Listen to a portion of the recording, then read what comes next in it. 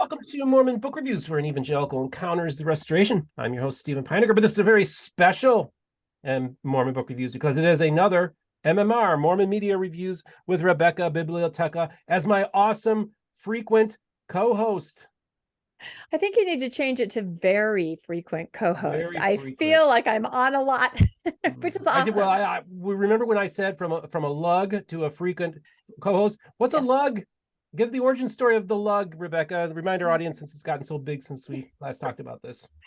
Well, prior to being his frequent co-host, he and I were just in a book club that I started together, the Good Book Club for Post and Nuanced Mormons, a virtual reading group. And one day Steve thought, oh, you know what, I'll have Rebecca on. I've got a slot to fill. She's largely unknown guest. So that's how he introduced me. He said, here is my largely unknown guest. Let's just chat and see what that. So LUG is the It's a acronym. lug. Yeah. So he Yes. likes to say, and maybe if I ever write my autobiography, I will say from LUG to who knows what. But yeah, Steve is great. That's awesome. Yeah, what a great story. And just a real quick reminder, folks, too. I just want to remind you that this month's book giveaway is Battlefields to Temple Grounds, Latter-day Saints in Guam and Micronesia. One of the editors was Devin Jensen, who's been on the show, my good friend. And last time I was out in Provo, he gave me 2 copies. So I'm giving one away for this month. So in the description, there's my Mormon Book Reviews at gmail.com email address. Just make sure you put in the subject heading book drawing, and then put your name and address. The U.S. residents only. This is for the March-April book drawing. Okay, now that we got all this out of the way and we know what a lug is now we got to meet two homies here that I think are really cool. Now, this is the thing, folks. These guys are involved in this website, this social media campaign called I Was a Mormon. Now, the question you have is, well, why would you have somebody on your program that's doing I Was a Mormon? Well, I'll tell you why. First of all, I know my audience is a mix of atheists to true blue Mormons or progressive Mormons, nuanced. We have them all. Church employees, I hear from church employees all the time. All right. And I think it's really important that we have these conversations. Yeah, when I was an atheist for a very long time, people would come up with reasons why I was an atheist, but they would never ask me why I was an atheist, because maybe they were afraid to ask the question, or maybe they weren't interested. But maybe it's time that you ask your family and friends that have left the church. Let's sit down and talk and tell me why you left. Share your story with me. Because I think it's important, if you want to know why your family members and your friends are leaving the church, these are the kind of stories that you need to hear. And we cannot tell them their narrative. We need to hear it from them. And I think that's the most important thing. So we want to do this in love, understanding, and bridge building. We're not here to bash. Okay? Not here to bash at all. This is not an anti-Mormon channel. Never will be. Never has been. Never will be. So without further ado, I want to introduce my 2 guests here. Evan Mullins and his brother Garrett.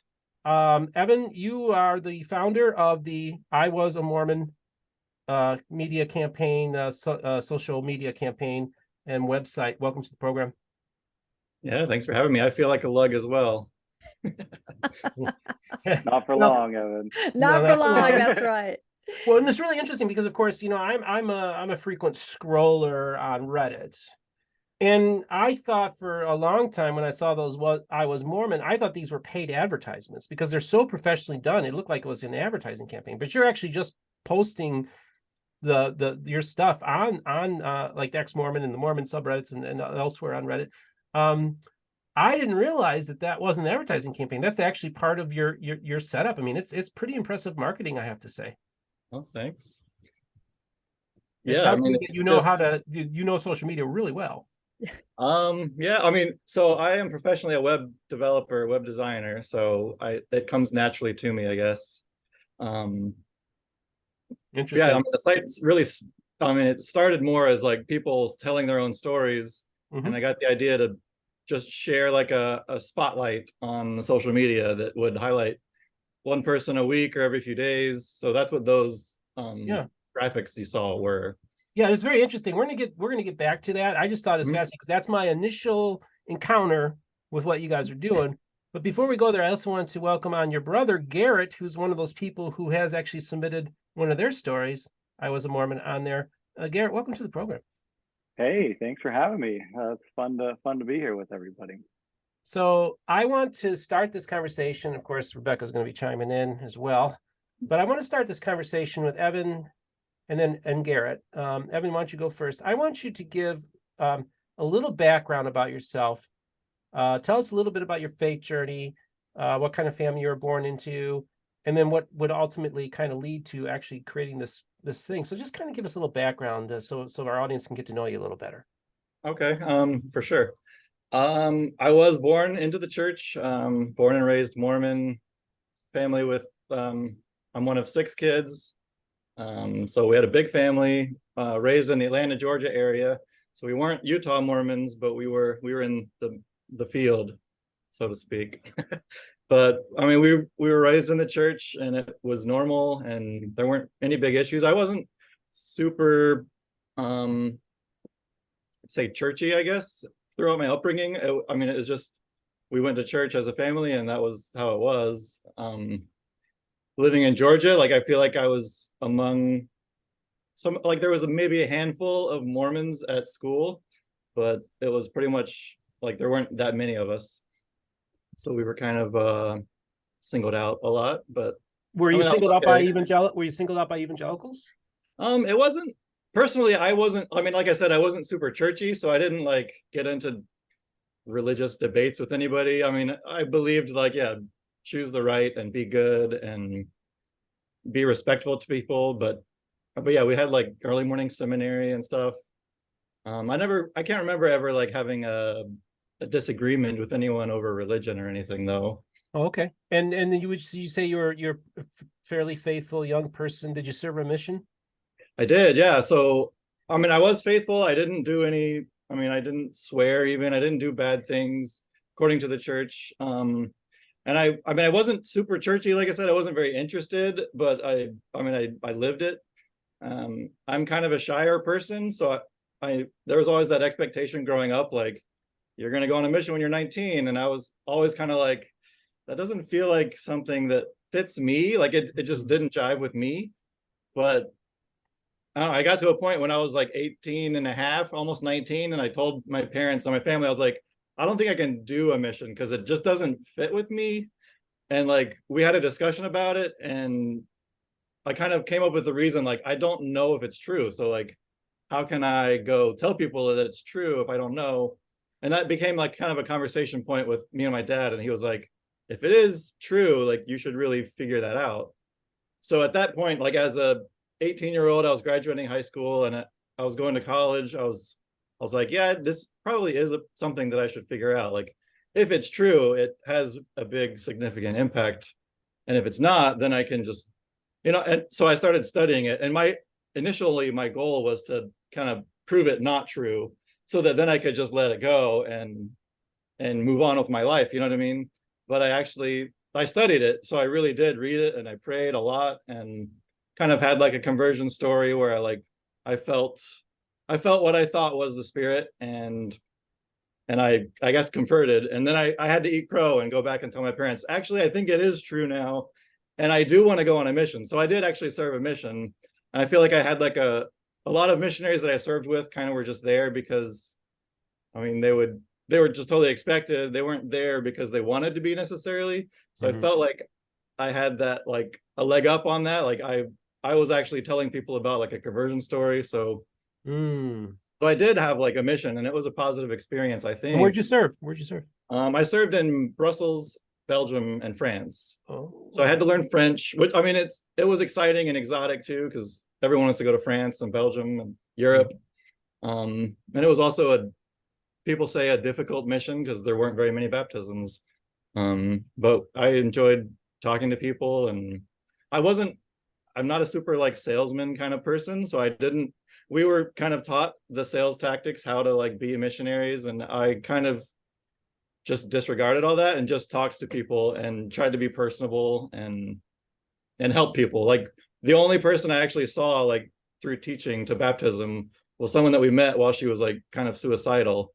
So we kind of helped her through that crisis, and like she started coming to church, and like that was what like kind of saved her life, really. So and that was, I mean, that's still like really meaningful to me that like I was able to help I mean, from here, from Georgia, I was able to help someone in France that I could barely speak to, but like I loved and I helped. So there is value to that. I definitely would say that. Well, I'm glad to hear that. I think it's great that even though you've since transitioned out of Mormonism, you can also see some value there. You can see some Right. beauty in it as well. And I think that's the important thing, is that I think everybody that was once a Mormon, many of them have a similar story that they could tell about their past, their faith. And I think it's important that we do talk about those good things too. Garrett, just talk a little bit about yourself, and tell us what's up with Garrett. What's his deal?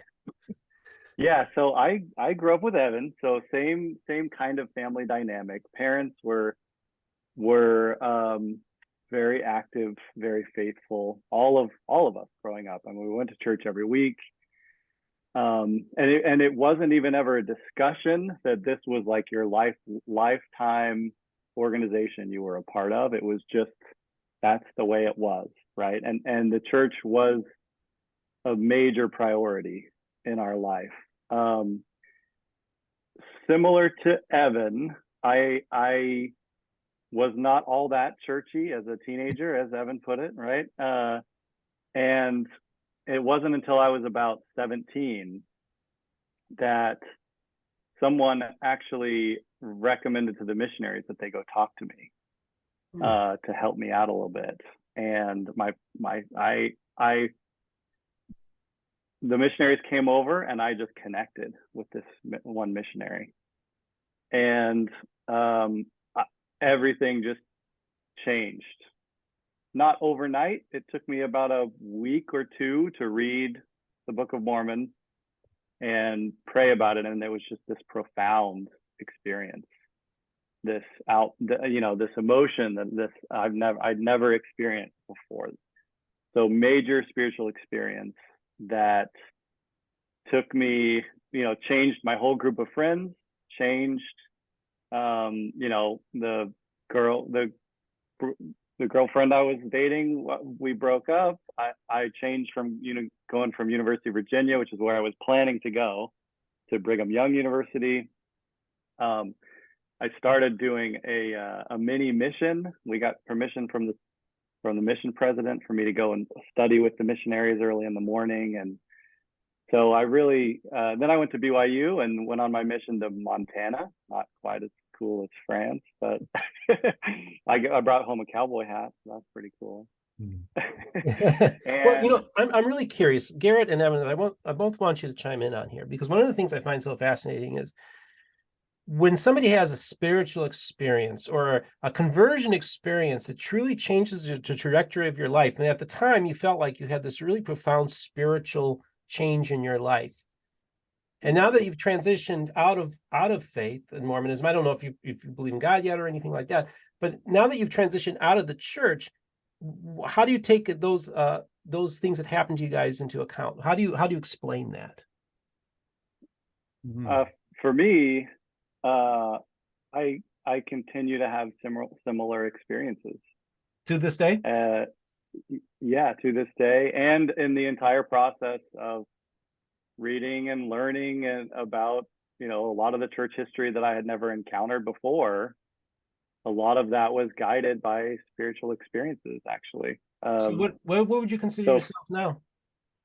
I would consider myself a hopeful agnostic, where I feel like where I've grown the most is feeling comfortable not knowing. Okay. But I still, I think that would be great. And I have these experiences, I have these connections. I'm fully aware that it could be something that's just happening inside of myself. Mm-hmm. But I like to think that it's not, that there's some that, I still have that relationship with the spiritual, and it looks a little different, right? It's not as well defined. Mm-hmm. But I mean, I remember even when I first started coming across some hard materials, I had this moment where I was praying and trying to understand, should I just let this go? I feel this sort of eroding my faith and putting me in crisis. And I had a very similar to my conversion experience. I had this spiritual experience that was if it's true, the truth can't hurt it.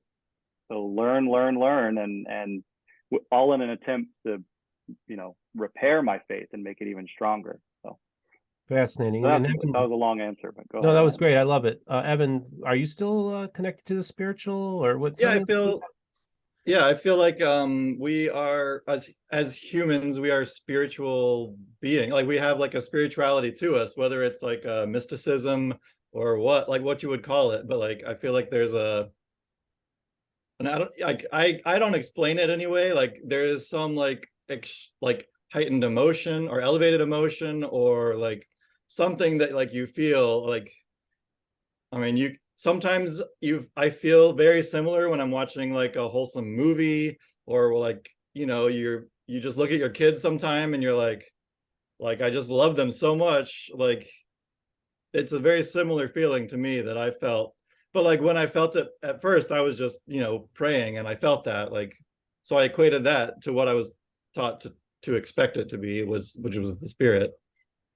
And I still I still kind of am feeling that throughout my life. And it still is uplifting to me. Like I feel like when you hike a mountain and you get a good view, like you can stand there and look at it and like just take in like the beauty of it, and you feel spiritual, I guess you could say.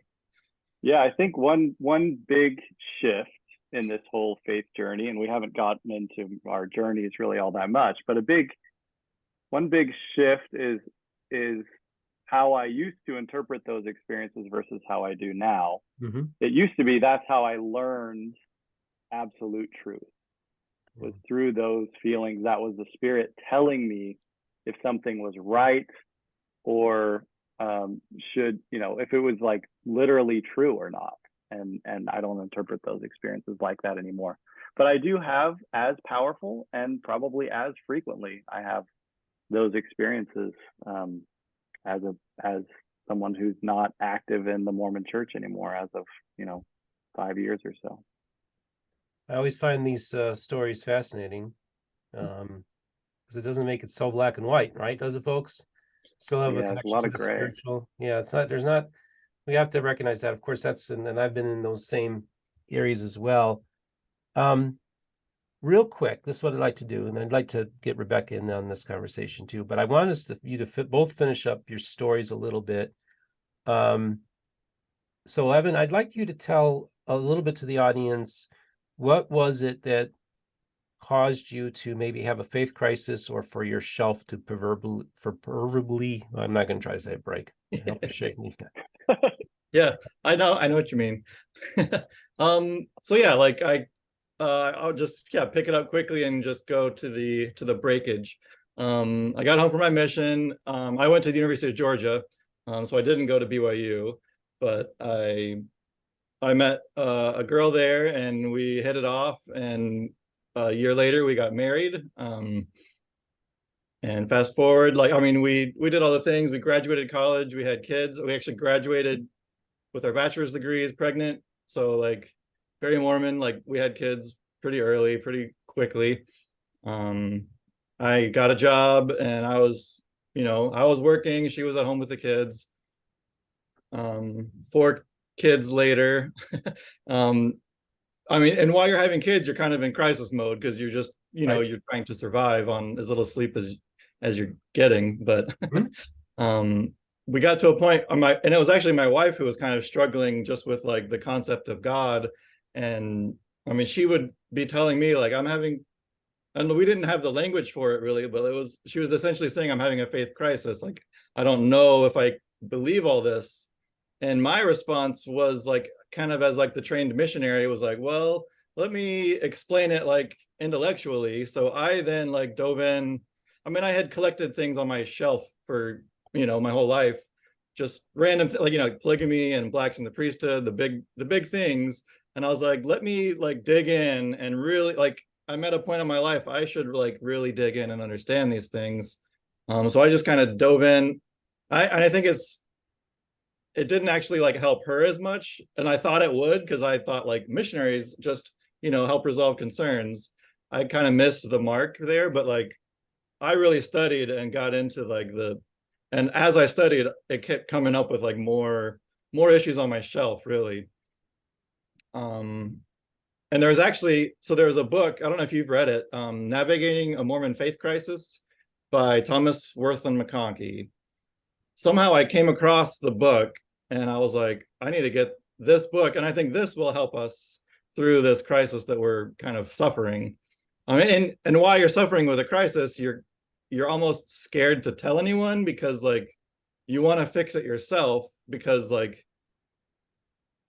doubt is scary, I guess. Like it wasn't something that we could like, oh, let's go like ask all of our friends and family like how to get through this. So we were kind of like undercover, like trying to, you know, fix ourselves so that we weren't going to be broken.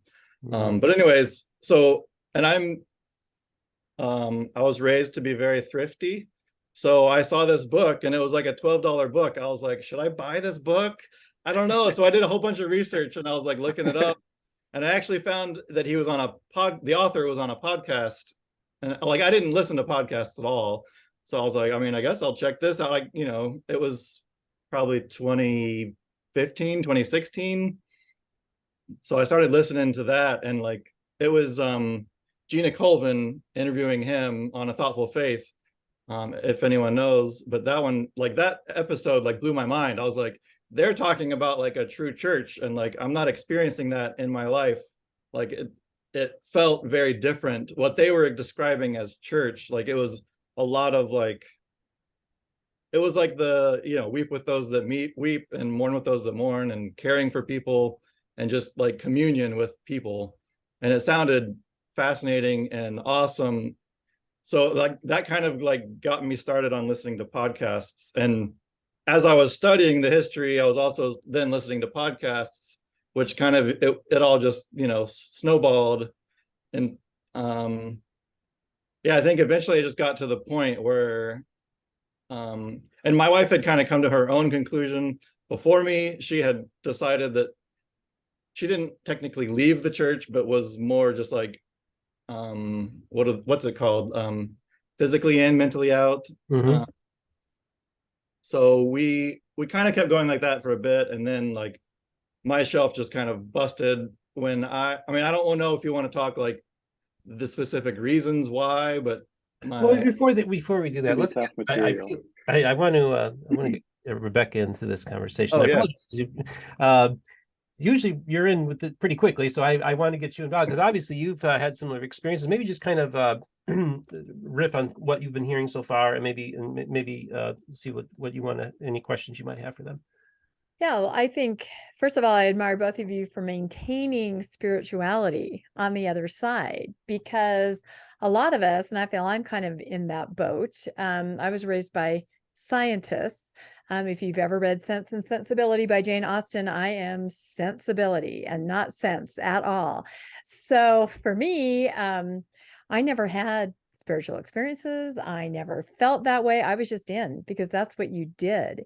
And I often wonder, now being on the other side of it, you know, had I had experiences, you know, with different elements of spirituality, you know, if I would be more attuned to that. So I'm always very kind of in awe, and maybe in a sense jealous a little bit of people that, even though they have changed their faith, transitioned their faith, that they're able to maintain something that, you know, sort of, you know, fortifies them on the other side of it in that way. Because some people have a knee-jerk reaction. They're like, I want nothing to do with it, but then they sort of crave it. But you, both of you, seem like you've been able to maintain something, you know, that gives you solace, you know, that fortifies you. So to me, I think that's wonderful to hear that part of your journey. I think that's amazing. So I guess one of my questions for you would be, I guess now I'm curious about Garrett. Were these things going on at the same time with brothers? I mean, I have a sister, question. Just one sister, and I don't even think she knows that I'm out.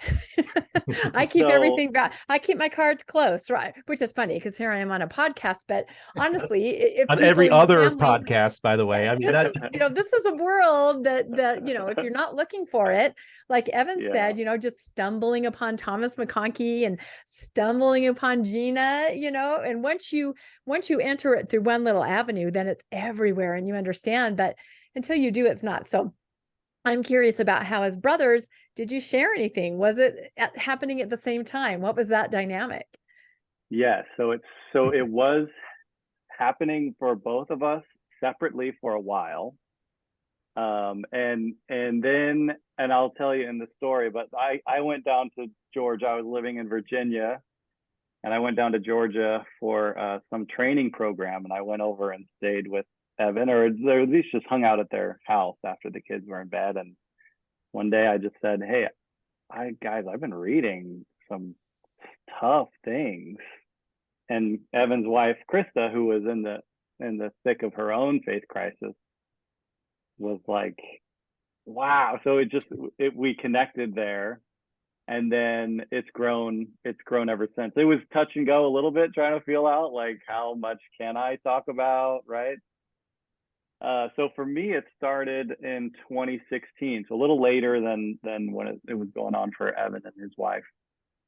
And I was Young Men's president in Charlottesville, Virginia, and I was preparing for a lesson that I was going to teach the young men in priesthood session on the word of wisdom.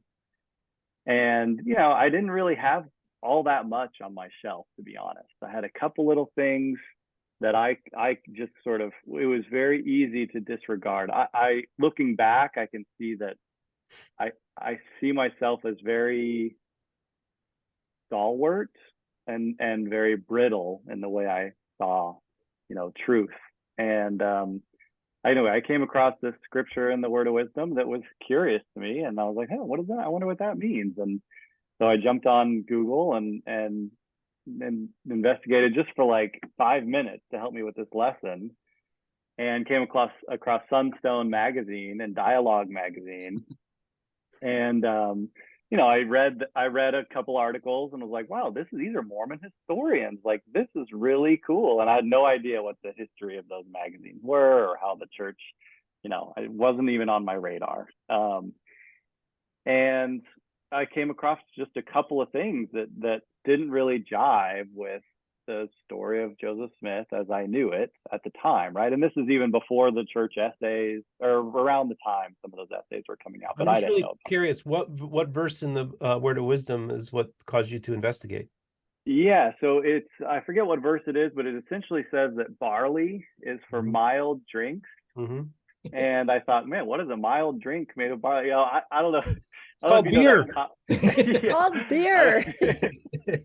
I did not know that. See, yeah. And I was really thinking it was maybe, have you ever heard of Taro? It's like a barley based coffee substitute. It's Well, not very good. But barley is beer, and hot drinks was hard liquor. right. Yeah, that's right. what people don't understand, is that they think strong drinks. Strong drinks. Yes, I meant. Yeah, well, no. Hot liquor.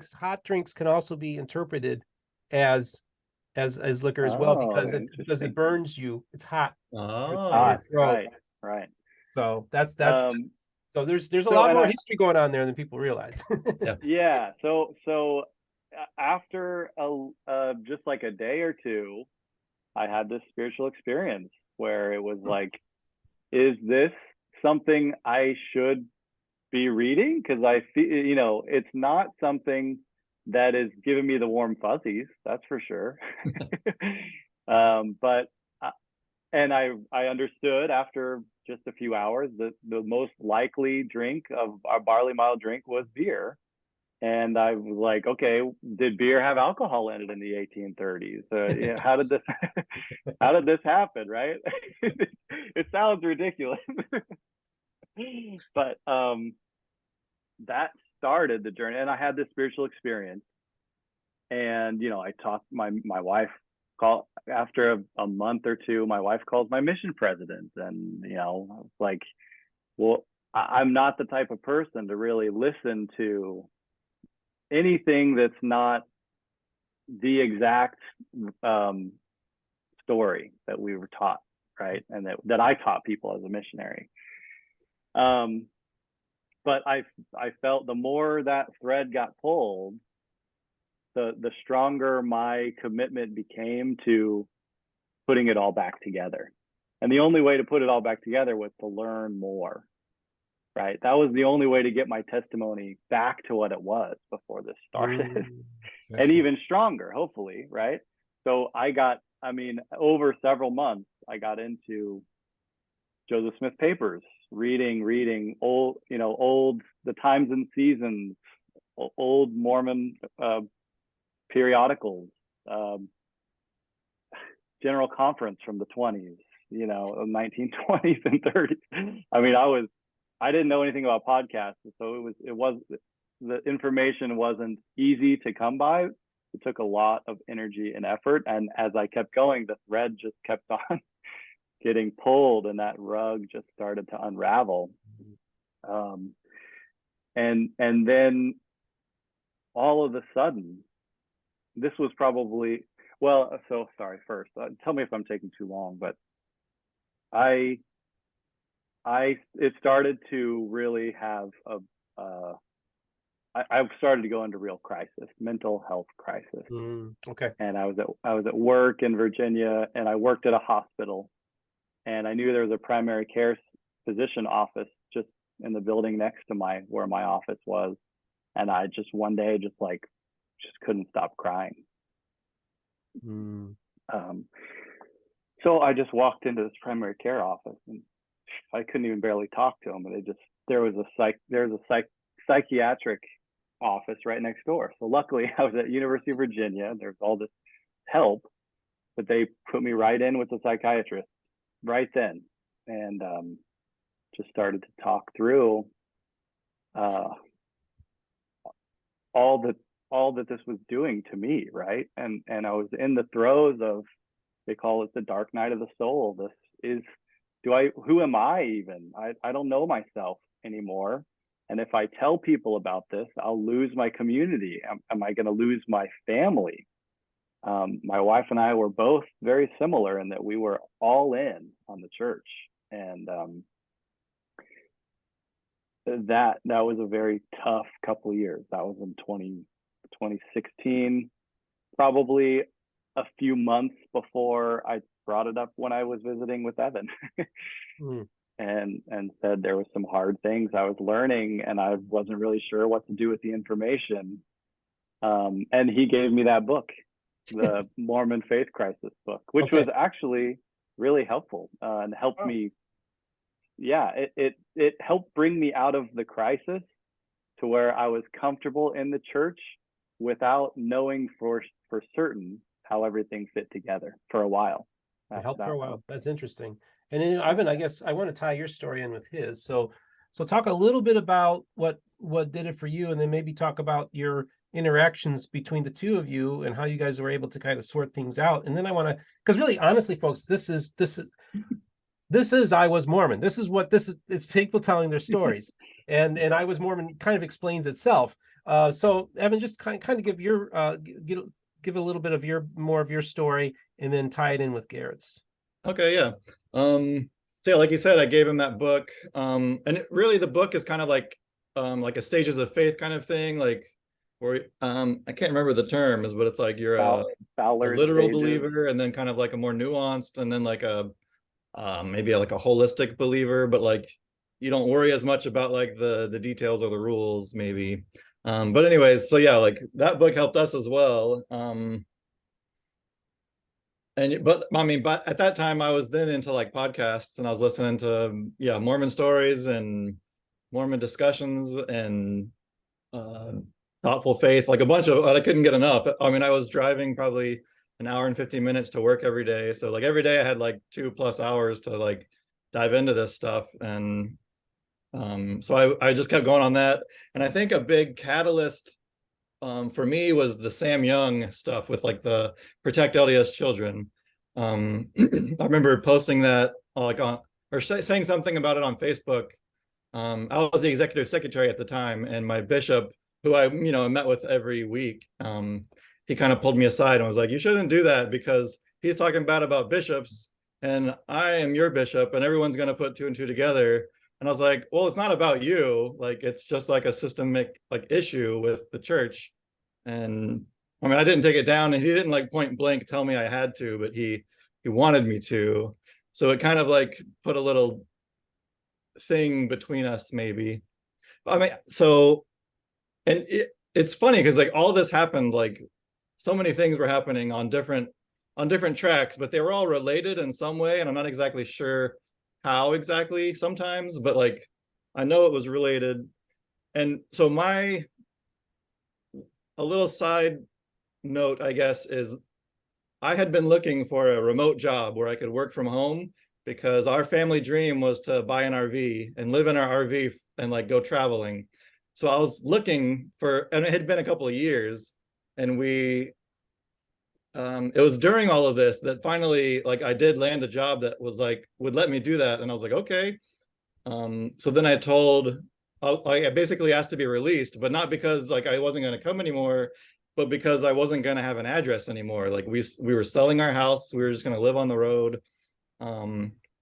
So we kind of left, and that was maybe not the best thing if your goal is to stay in the church, to like not have a ward anymore.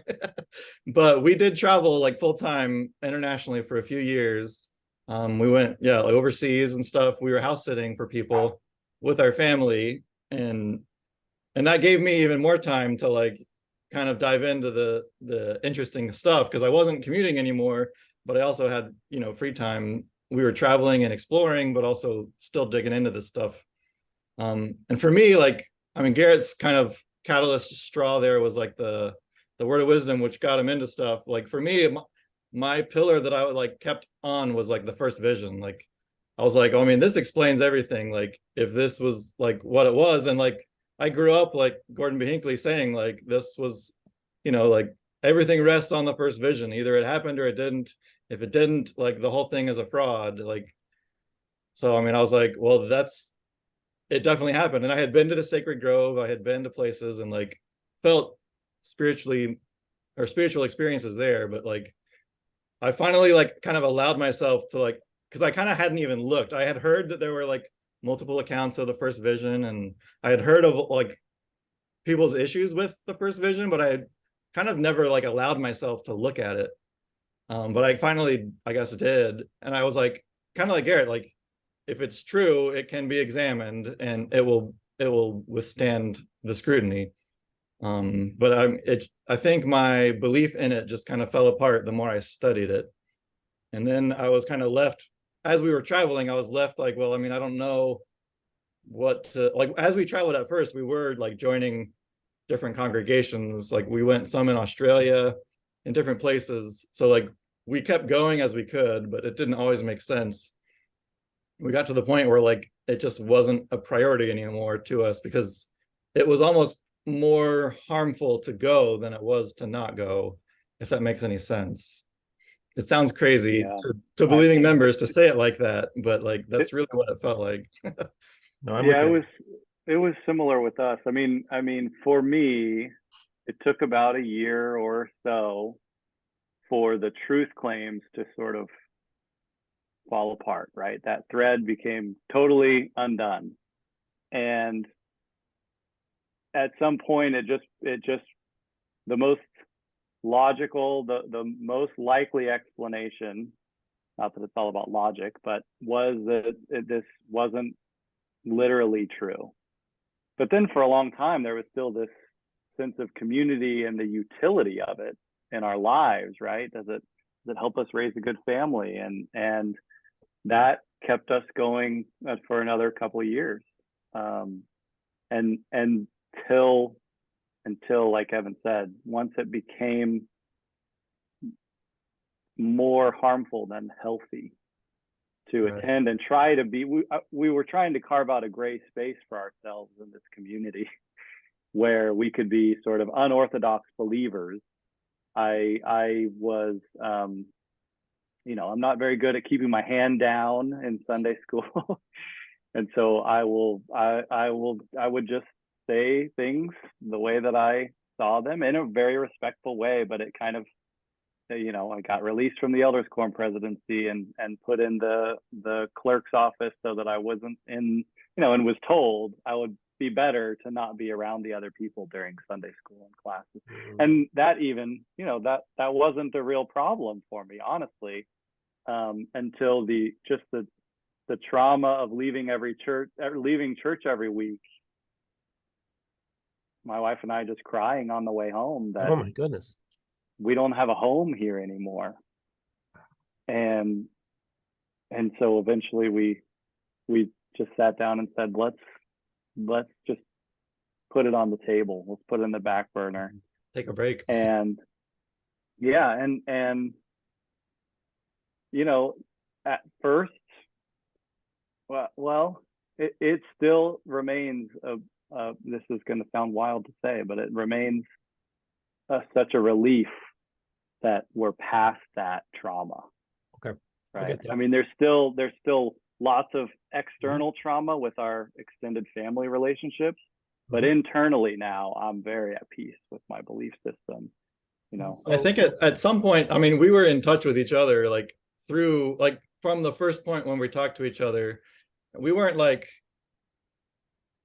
driving each other out necessarily. I think we were trying to encourage each other to like find that gray space and find that space where you can make it better by staying. Yeah, I'm actually surprised thinking back that we weren't like, hey, have you read this yet? Right, we weren't blasting the church at all, even to each other, because we were doubting, but we were encouraging each other.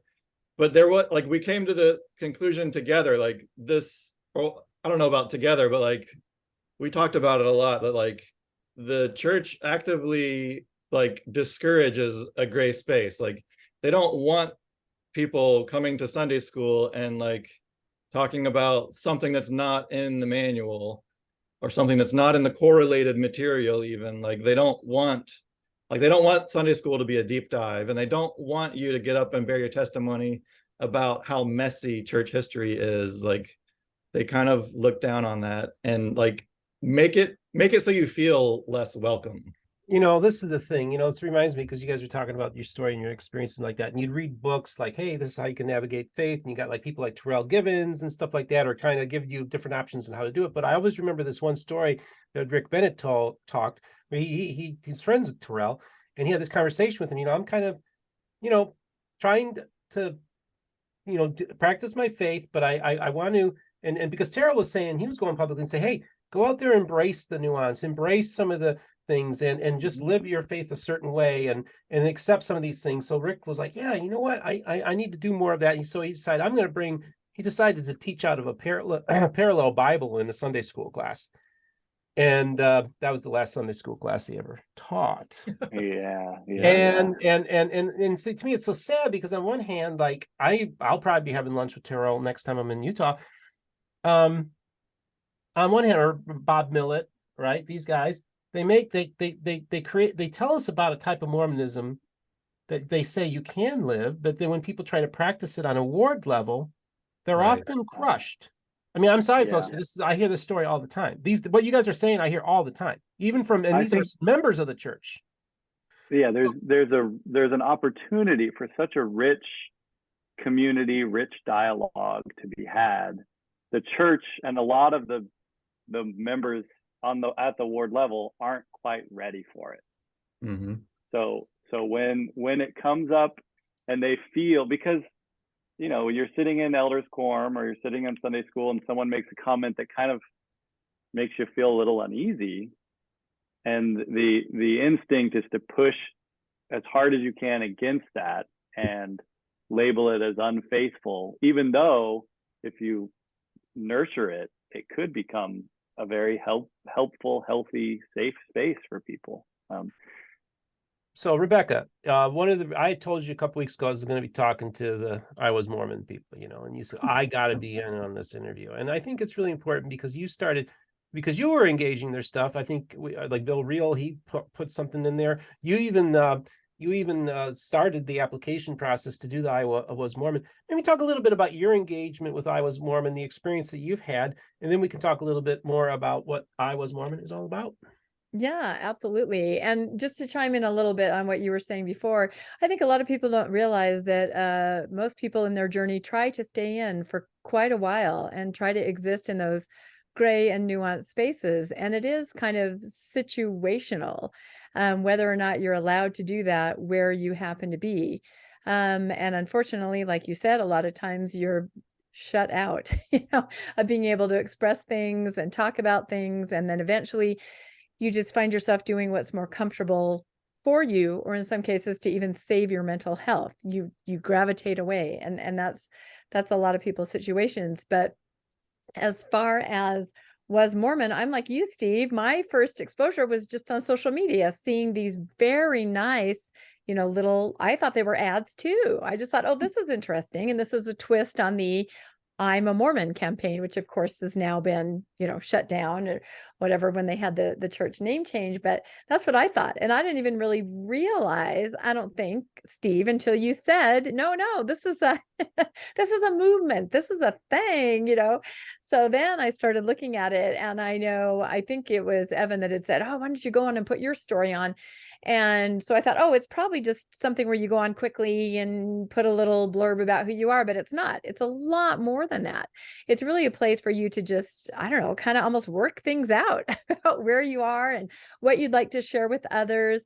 Of course, you can put a very short blurb on too, but there's lots of places on the site where you can also answer gospel questions. What did this mean to you? What's your take on this? What's your story? List some things that you maybe had questions about that maybe made you look at things differently. So it's a very interactive, I think, place to go to put your story down. And then you can read. This is the other reason I haven't put my story on yet, because I got lost in the rabbit hole of reading everybody else's story.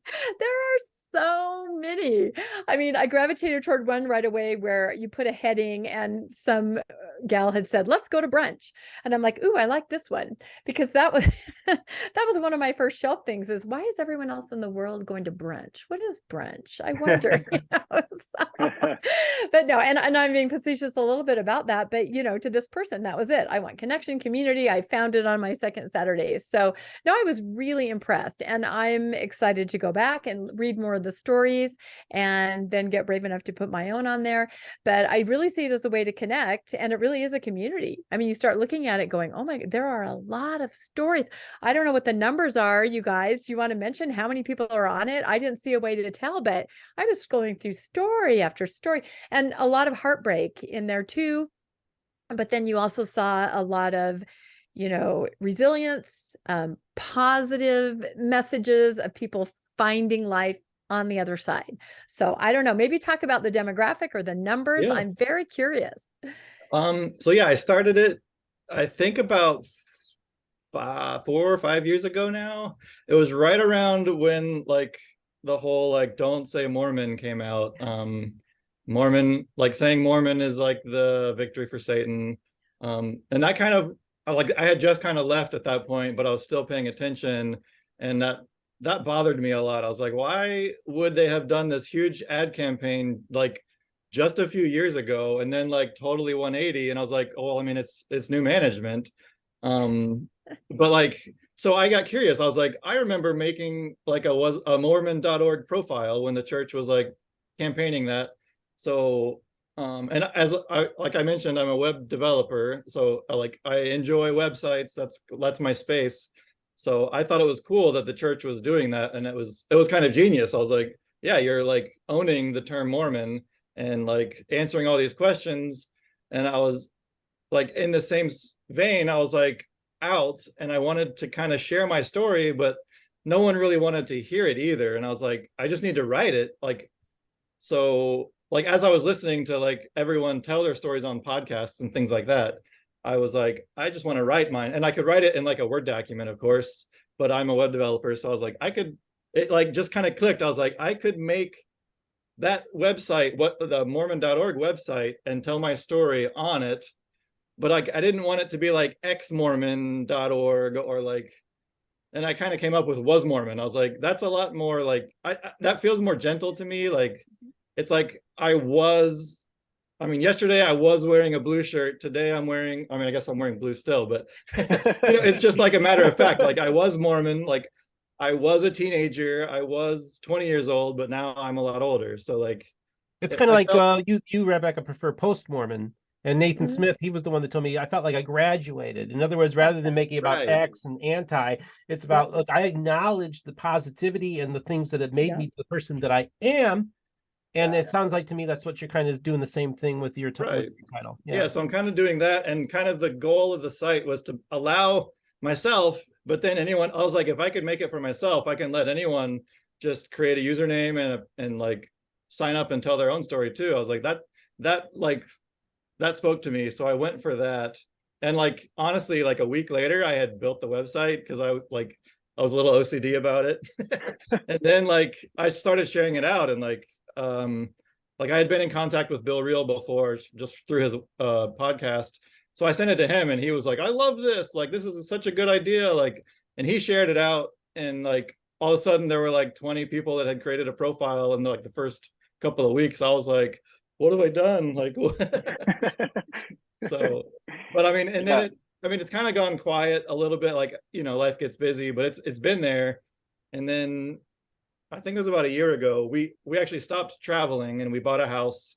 So we're stable now. And I found, I guess, myself with some time. And so I started I came up with the idea to like spotlight some of the stories and have like a social media account for like just sharing them. Cause I felt like people were telling really good stories, and like, I didn't want them to just be like lost. So I wanted to like share them socially. And that kind of snowballed, and like people saw it, and then more people started making accounts. So I think now there's like over 200 on there, maybe not 250 yet, but around there. Wow. Yeah, there's a lot of stories.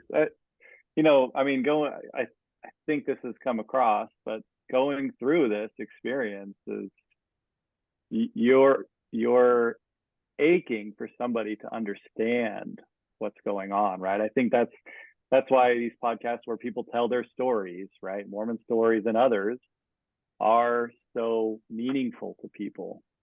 And I remember feeling like, oh man, if I was forced to put all this together and tell it to the world, there would be a lot of healing through that process for myself, just internal healing. And so, yeah, when Evan told me that he was going to do this, I was like, that people are going to get so much from this. It's work. Well, it doesn't have to be work. It can be as much work as you want, but the more you kind of put it all out there, I feel like the more healing it can be. And that's why some of these people's stories are so impactful, not only to themselves, but then to all the people who read them. So it's kind of like a web version of Mormon stories, or the same kind of idea, right? You know, and this is the thing, folks. You know, of course, I talk to church employees all the time. I was just talking to a BYU Idaho student today. They're in various stages of faith. Some are very true blue. Others are questioning nuance. Maybe they're checked out. And I get to hear, I mean, folks, you understand what you see on my program is just the tip of the iceberg of what we're doing, which is having conversations off the record with people that need healing in their lives, or they have questions whether they want to stay in the church or not. And of course, I'm not one to go and tell people they need to leave. I don't do that kind of stuff. That's not what this is about. Even though I'm an evangelical, I'm not interested in proselytizing. I'm interested in people having wholeness in their lives and have peace in their lives and healing and restoration in their lives, because I think these are really important things. So these stories, each one of these individual stories is a life, it's a soul, it's somebody of value, and we need to have a place where people's voices can be heard. Not everybody gets on Mormon stories or Mormon book reviews or all these programs, but we know we do hear your voice. I hear your voice. I get your emails every day.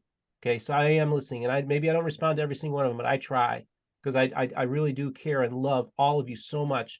Starting this endeavor has really been enhanced my spiritual experience as well.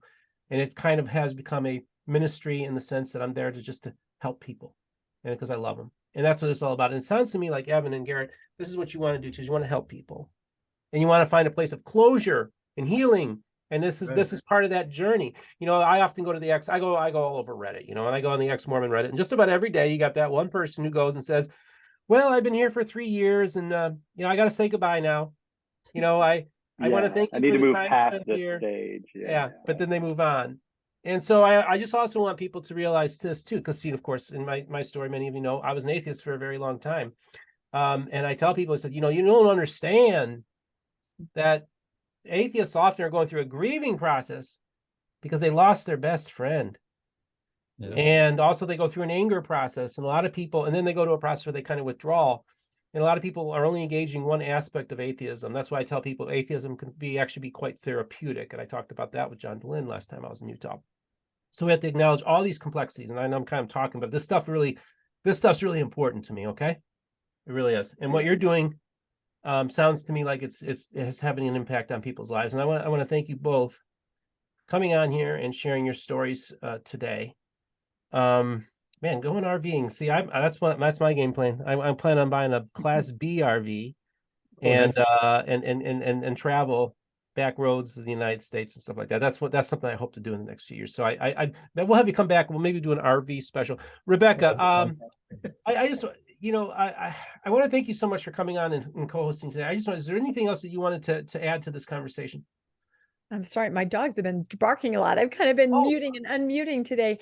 I just feel like, I mean, this site, if anybody would like just a window into maybe what kinds of experiences that people are having, that you're, if you're faithful and you have family members that are struggling, if you want to kind of understand what people are going through, and there's a variety of experiences, and I just barely scratched the surface, but it just gives you a sense, that people are really trying. They're trying to do what's best for themselves, perhaps their mental health.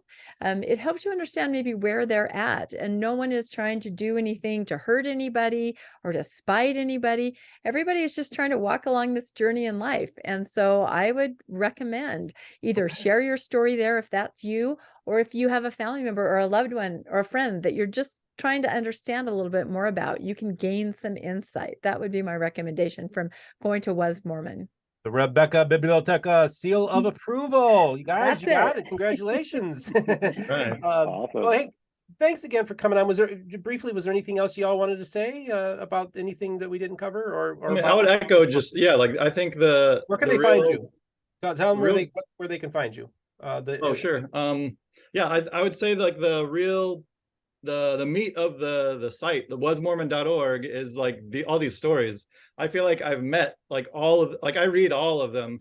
I feel like I've met all of them, and like a lot of them, like I feel connected to, even though I've never met them. I don't even know some of their real names. Like not everyone like puts their full name or their photo on there.